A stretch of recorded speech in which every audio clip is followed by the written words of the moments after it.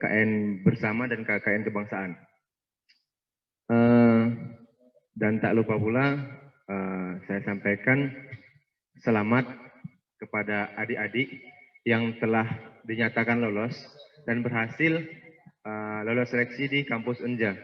Untuk jumlah tadi abang tanya ke Bu Tungku ini cuma 10 orang ya. 10 orang dari berbagai prodi lah.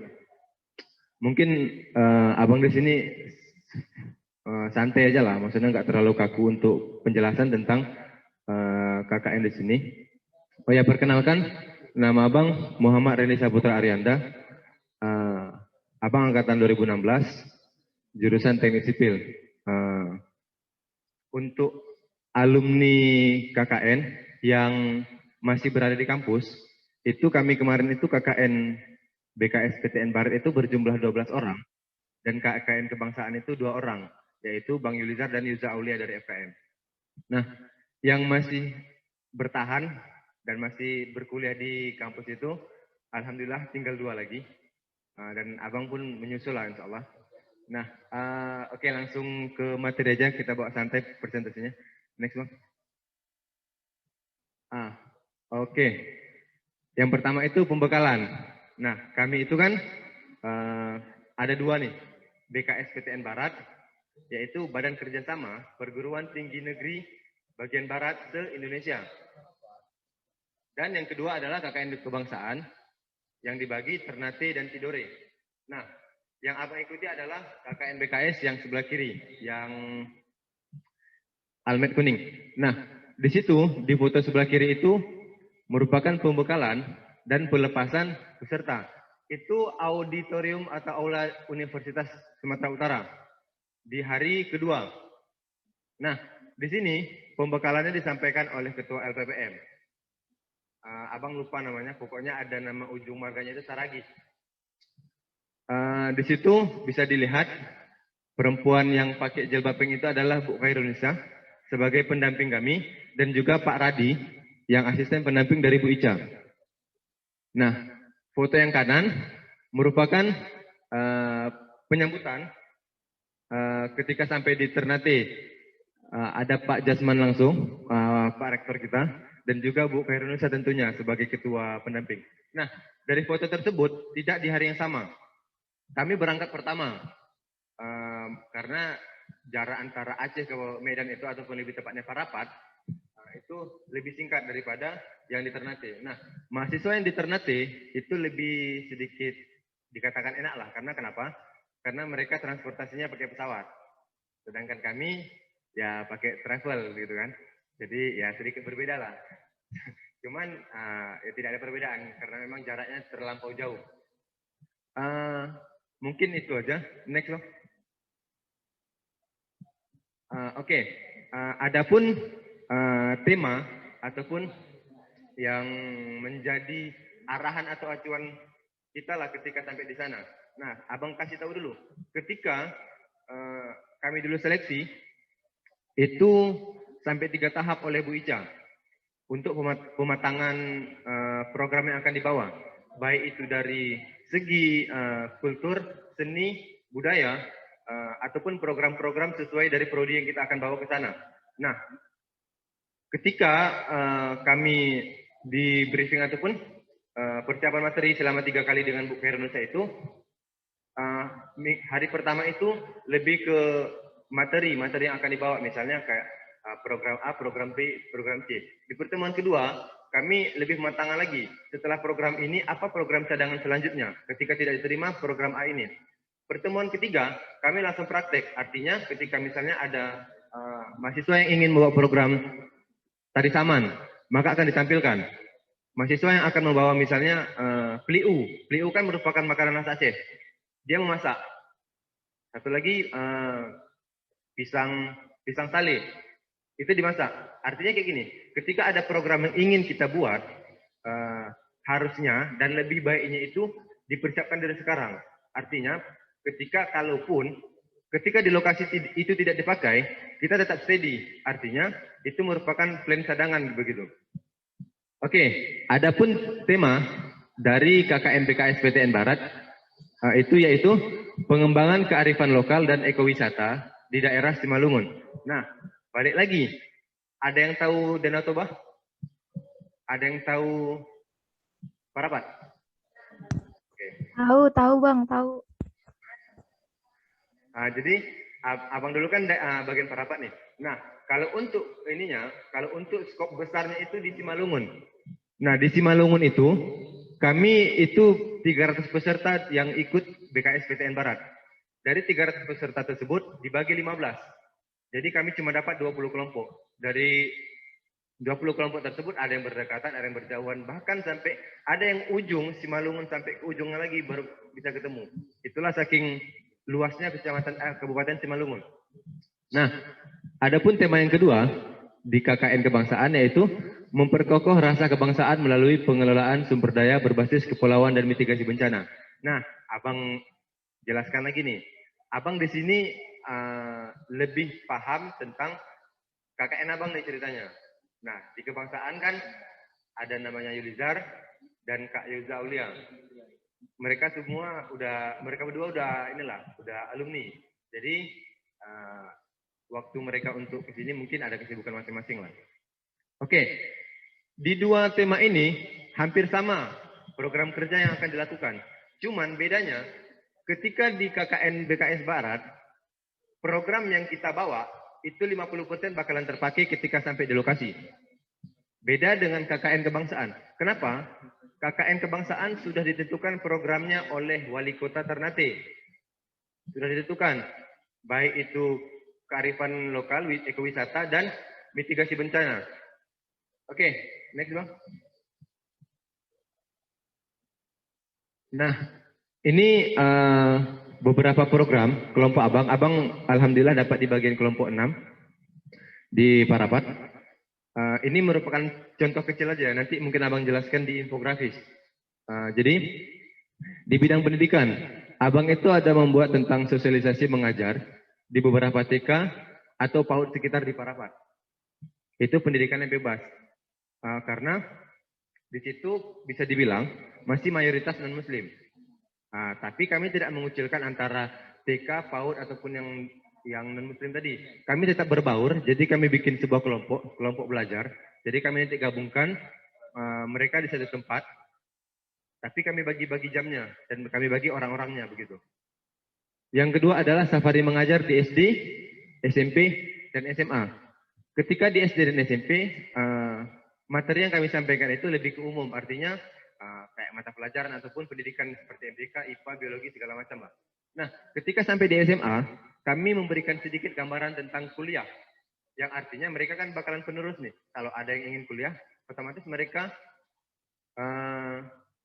bertanyalah tentang apa itu kuliah, bagaimana itu kuliah, apa itu prospek dari kuliah, segala macam. Bidang kesehatan.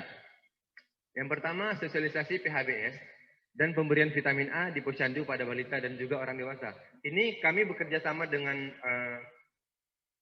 pemerintah. Kalau bahasa di sana, kalau lurah itu ataupun GC itu namanya Pangulu.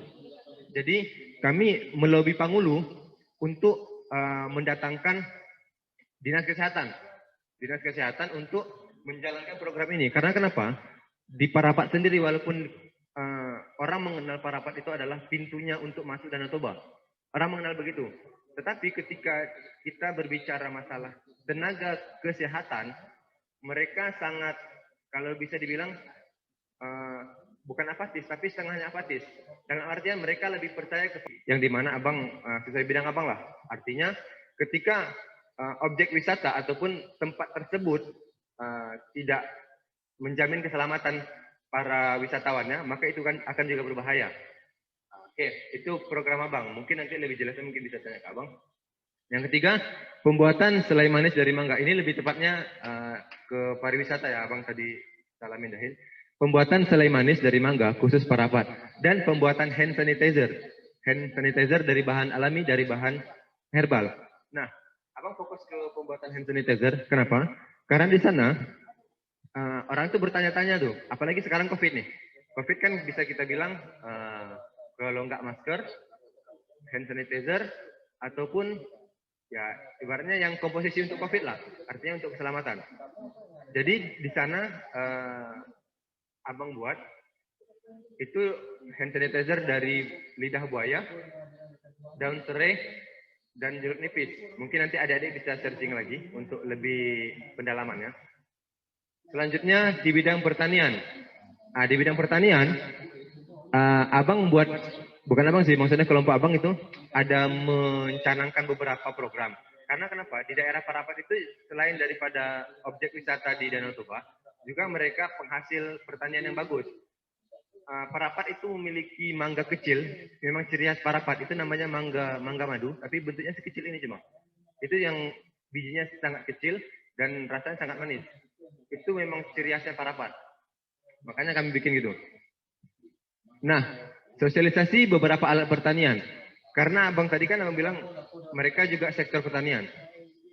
Warganya itu sangat masih sangat kurang lah mengerti dalam hal pengolahan pertanian. Karena kenapa abang bilang, ketika mereka panen jagung yang 1 hektar, maka yang terbuang itu bisa sampai 1/4 hektar. Karena mereka tidak peduli. Artinya kayak gini, mereka hanya bersifat manual. Pemanfaatan jagung itu kan dipetik. Ketika sudah matang dipetik, dikumpulkan dalam goni. Ketika memang tidak sanggup diangkat, maka dibuang begitu saja. Dibuang begitu saja. Artinya kan terbuang atau mubazir. Nah, yang kedua itu contohnya lagi pemanfaatan jagung nih. Jagung kan selain daripada jagung manis, jagung bakar segala macam lah pemanfaatannya. Itu kan ada pipil jagung tuh. Digunakan untuk pakan ternak, ya kan? Pakan ternak. Nah, ketika panen pipil jagung itu, mereka tuh manual tuh, pakai garpu segala macam. Nah, abang kemarin itu buat alat sederhana sebenarnya. Jadi bambu kayak celengan, bentuknya celengan. Jadi di tengah-tengahnya itu kami bikin paku, bukan paku sih. Kalau adik bisa lihat mur itu kan bergerigi tuh, bergerigi tajam. Kami bikin 4 sisi. Yang ketika di roll, dia bakalan terbuang, terkumpul semua. Dan pipilnya itu bagus, tidak ada yang retak dan tidak ada yang terbuang-buang gitu. Jadi ketika ujungnya itu kami taruhkan goni ataupun plastik-plastik lah. Jadi semuanya tidak terbuang, termanfaatkan dengan baik. Itu alat sederhana yang bahkan mereka sangat terharu gitu. Baru kali ini, mungkin nggak tahulah warga-warga sebelumnya. Cuman dari orang itu dibilangnya, kami terharu. Ada orang yang, ada mahasiswa yang peduli sama kami, walaupun alat ini cuma sederhana. Mereka sadari, alat ini simpel ya dek ya, cuman manfaatnya sangat besar. Kami bikin kemarin itu ada 9 alat lah. Itu kami bagikan aja ke penghulunya sebagai cindramata lah bahasanya.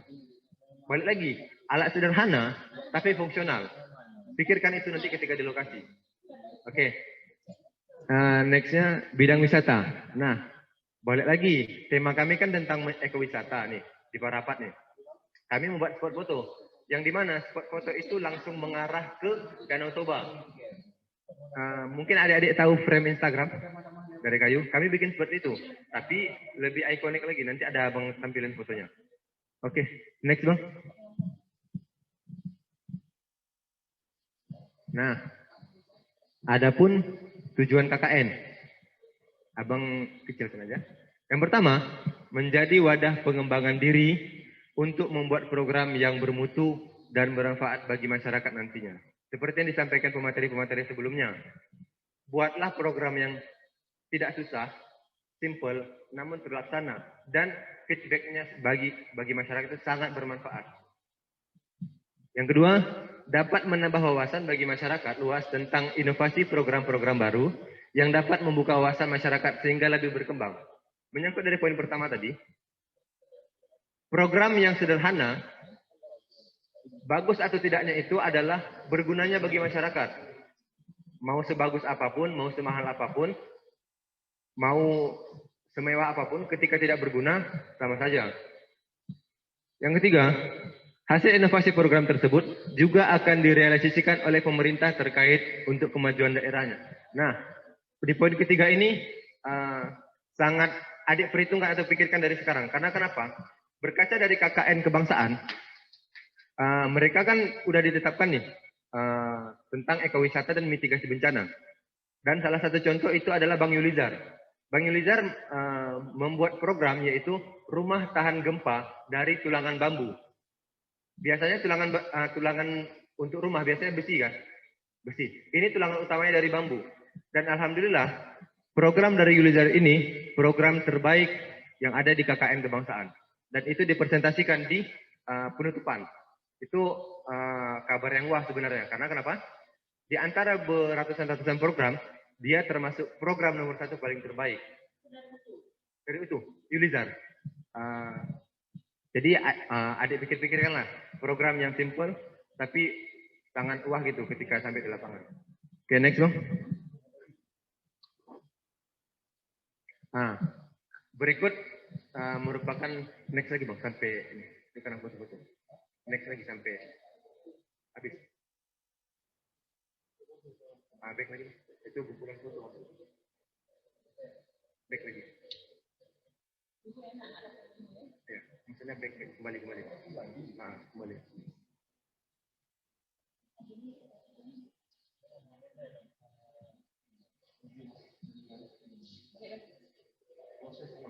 Prosesnya. Oke lah, mungkin ini aja. Nah, ini sedikit dokumentasi. Sebenarnya itu full foto gitu.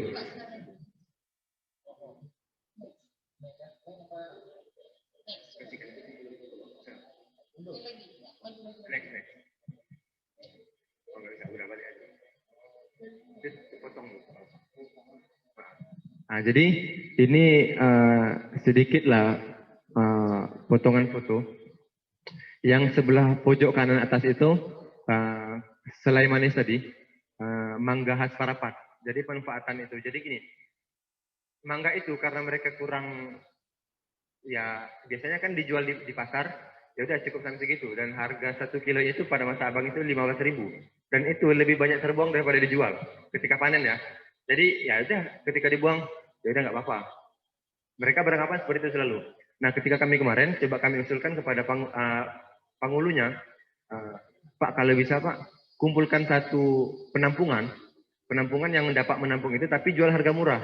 Yang penting buahnya termanfaatkan, jangan dibuang-buang begitu. Karena ketika sudah busuk, dia di jalan itu bau. Jadi kami usulkan untuk pemanfaatan mangga ini. Nah, yang sebelah kiri itu safari di TK tadi. Jadi ya entah itu belajar mengajar, ibaratnya lebih ke have fun lah.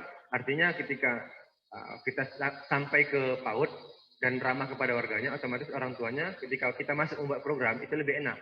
Dengan cara dekati adik-adiknya dulu, anak-anaknya dulu. Begitu lebih mudah. Nah itu yang pojok kanan bawah, itulah tadi salah satu spot fotonya. Cuman ada lagi fotonya gitu kan. Nah itu yang di belakang frame itu langsung menghadap ke Danau Toba. Dan foto ini itu berlokasi di Kampung Warna-Warni Parapat. Kampung Warna-Warni merupakan hampir miniatur lah yang ada di Bandung. Mungkin kawan-kawan pernah dengar Kampung Warna-Warni? Ya. Dan lokasi ini merupakan Kampung Warna-Warninya Parapat. Ini lokasinya. Oke, next bang.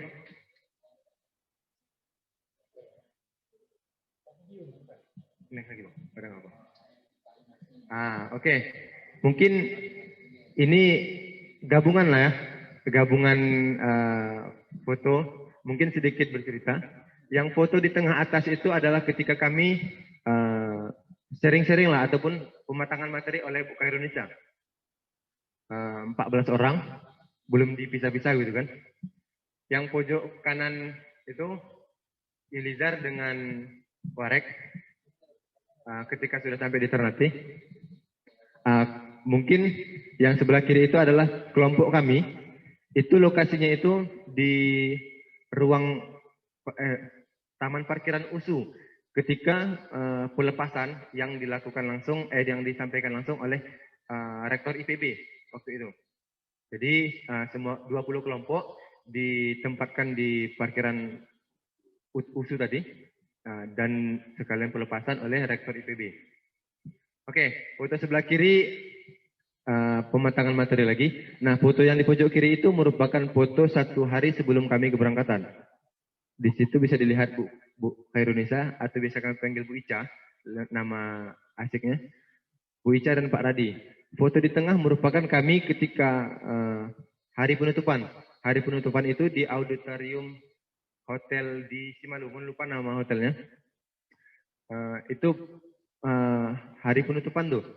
Foto yang di tengah merupakan reward dari presentasi terbaik yang abang bilang tadi. program terbaik di KKN Ternate itu adalah KKN atau bagaimana mekanisme awal untuk menentukan programnya, Bang? Mungkin itu aja. Terima kasih. Wassalamualaikum warahmatullahi wabarakatuh. Oke. Jadi begini, kan kayak abang bilang tadi, dari masa abang ya, masa abang dulu, Bu kayak ini maksudnya maaf Bu ya, bukan membeda-bedakan maksudnya. Jadi ketika Bu Ica itu, ibaratnya dia kayak pematangan materi itu memang matang. Jadi siapkan 2 program utama, baik itu dari program memang sebidang sama kita, maupun program yang di luar daripada bidang kita. Jadi ketika kita mempersiapkan 2 program nih, 2 program minimal kita persiapkan untuk tameng kita sampai di sana. Dan 2 lagi untuk plan B-nya, program cadangan. Jadi kami membawa program itu ada 4. Ada 4 nih dari masing-masing. Entah itu dipakai ataupun tidak, yang penting dipersiapkan dulu nih. Nah, jadi pertanyaan adik tadi adalah bagaimana sih, apakah melihat potensi dulu? Lihat potensi betul. Makanya dari sekarang adik-adik coba searching nih. Walaupun abang dengar desanya belum dibagi ya. Nah, jadi ada abang hubungi salah satu kawan abang lah di Universitas Jambi. Katanya mungkin entah besok atau 2 hari lagi lah. Jadi orang tuh masih merancang lah bahasanya. Karena ada kawan KKN abang yang juga ikut kepanitiaan di KKN kali ini. Itu dari Universitas Jambi. Dia nggak salah prodi pertanian. Oke, jadi balik lagi. Kalau kita melihat potensi udah pasti jelas. Apalagi adik kan dari kesehatan masyarakat nih. Otomatis yang namanya kesehatan, apalagi sekarang nih. Kita bercerita tentang COVID-19, COVID-19. Otomatis kita sangat menjaga kesehatan. Skopnya adalah jaga jarak, menggunakan masker, hidup sehat, PHBS, segala macam. Yang artinya sangat, kalau bisa dibilang, FKM kayaknya akan sangat dipakai. Dan kalau bisa program mutu itu harus ada yang jebol. Karena kayak gini deh, ketika program kita dipakai, sebuah kebanggaan bagi kita. Camkan itu. Jadi ketika orang bertanya, program kamu apa? Aduh, program aku nggak ada. Jangan sampai buktikan utuh bisa. Karena kenapa? Ketika sampai di sana, maksudnya di Parapat nih, alhamdulillah nama utuh sangat, kalau bisa dibilang proaktif. Karena kenapa? Abang sendiri kordes. Jadi maksudnya aktif lah. Dalam artian aktif itu bukan cuma kayak kreak-kreak. Jadi setiap kegiatan kita tetap tampil, peduli. Ketika ada program selalu hadir pertama. Ketika ada acara kita hadir pertama. Itu dari langkah kecil untuk membuktikan kelompok kita bagus dan kampus kita kenamaan. Itu langkah kecilnya. Oke. Mungkin itu udah menjawab sebenarnya. Jadi untuk adik yang bertanya tadi, siapa namanya? Meji. Neji ya? Meji. Jadi dan juga adik-adik lah maksudnya.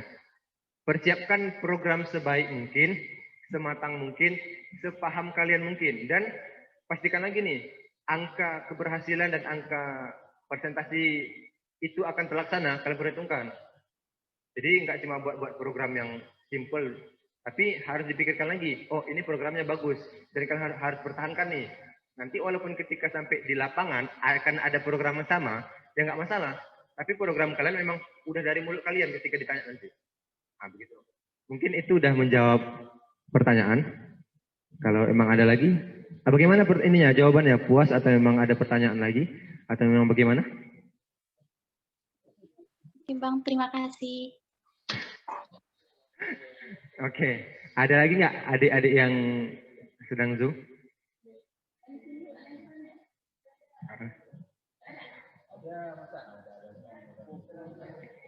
Oke, berarti tinggal yang di sini. Ada lagi pertanyaan? Oke, baik. Boleh.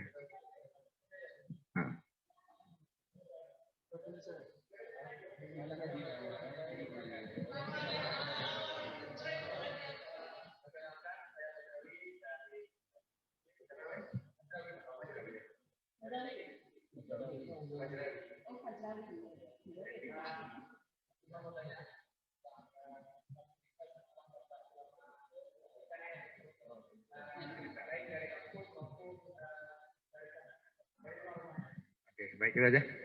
Oke, jadi gini, kenapa ada hal yang abang selipkan di terakhir? Perihal dana. Kenapa abang selipkan terakhir? Karena nanti kan mindset kalian nih, oh dana. Kayak dibilang Bapak tadi, ketika dana nggak ada bagaimana? Itu pertanyaan besar, tanda tanya. Nah, abang jelaskan lagi nih ya. Ini kalau bisa dibilang KKN abang dulu lebih, kan tadi abang bilang lebih enak orang Ternate ini naik pesawat. Ada yang bilang kan? Nah, balik lagi. Jadi gini Bu, kami memang naik travel. Tapi ketika sampai di sana, kami langsung 2 hari kami di hotel. Hari pertama sampai kami ya rebahan-rebahan lah, riletkan badan segala macam kan. 2 hari itu, hari pertama check-in segala macam, kami di hotel dengan dijamuan segala macam lah. Itu fasilitasnya yang pertama ketika sampai. Nah, jadi ketika sampai kan 2 hari itu, langsung sore harinya itu kan di audit USU tadi, itu ada jamu lagi lah. Itu nggak ada fasilitasnya, maksudnya kayak snack segala macam. Balik lagi ke Hotel Oyo. Ketika balik, itu langsung penempatan tuh.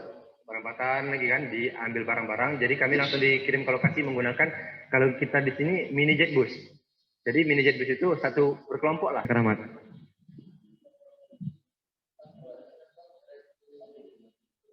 Ya.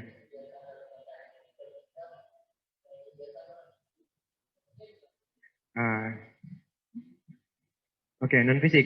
Jadi gini, abang dulu ada juga kegiatan yang hampir sama kayak Zoom, tapi dia lebih ke bikin apa ya, bikin web gitu lah, bikin web, jadi mempromosikan begitu. Jadi ada program yang memang enggak langsung terjun ke lapangan. Ya, ibaratnya kayak gini, kita kayak buat selembaran infografis, jadi program kita dipaparkan di situ. Jadi karena mengingat ya balik lagi COVID-19, jadi gerak kita kayak dibatasi. Cuman sejauh dan sampai detik ini abang belum sampai nih kabar ke abang dari panitia kawan abang itu, bagaimana sih sistem sampai di sana? Apakah memang kalian sampai langsung cuma diem-diem aja atau bagaimana? Abang nggak tahu karena sistem kayak gini. Di KKN kebangsaan dulu nggak terlalu banyak program, mereka cuma merencanakan, mendesain, dan pemerintah yang bakalan merealisasikan. Begitu sistem KKN di kebangsaan. Berbeda dengan kami KKN yang di Parapat, di Simalungun. Kami memang langsung terjun. Jadi ketika dibilang non fisik, abang juga kurang ini nih, mungkin nanti bisa ditambahkan Ibu ya, karena non fisik nih banyak pengertian nih, entah emang itu daring, kan kemungkinan sekarang kan daring nih ceritanya, daring melalui Zoom. Nah itu kemungkinannya, cuman kalau info lebihnya abang kurang tahu begitu. Mungkin ada lagi? Ada lagi nih?